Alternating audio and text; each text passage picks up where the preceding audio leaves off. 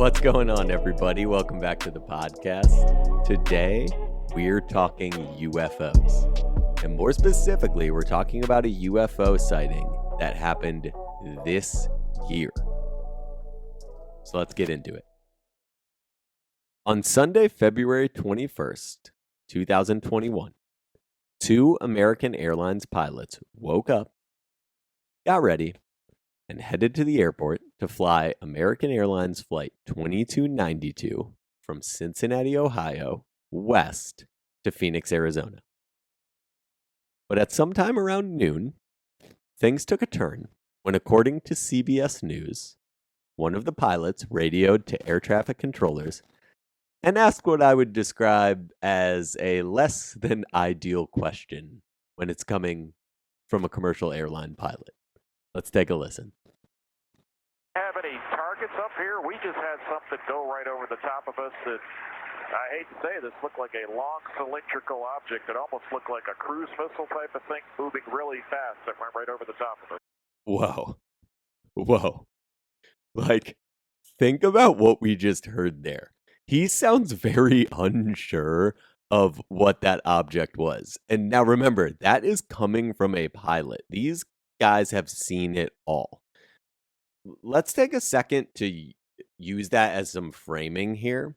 The men and women that are airline pilots have basically seen everything that they can up in the sky because they're in the air so much. I found out that just to become an American Airlines pilot, you have to have a minimum of 1,500 hours of flight time. And then after that, after you're already working for them, you're allowed to fly up to 1,000 hours per year. So when you have some of these pilots who have flown, let's say for 10, 15, 20 years, you're talking about 10, 15, 20,000 hours that they've spent in the sky. They are the humans among us that have spent by far the most time in the air just looking at shit. So they are very comfortable with what should and shouldn't be up there while they're flying their planes. It's how these airlines are just throwing random motherfuckers up there and being like, go for it. These pilots aren't calling in every day to ask questions like, what the hell was that almost just hit this plane full of people, including myself?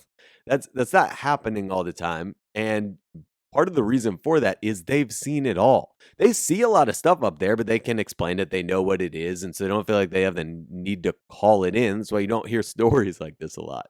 So with that being said, here comes the question that you're all probably wondering, and it's the exact same question I asked myself as soon as I heard that audio, and that is, what was it? What did they see?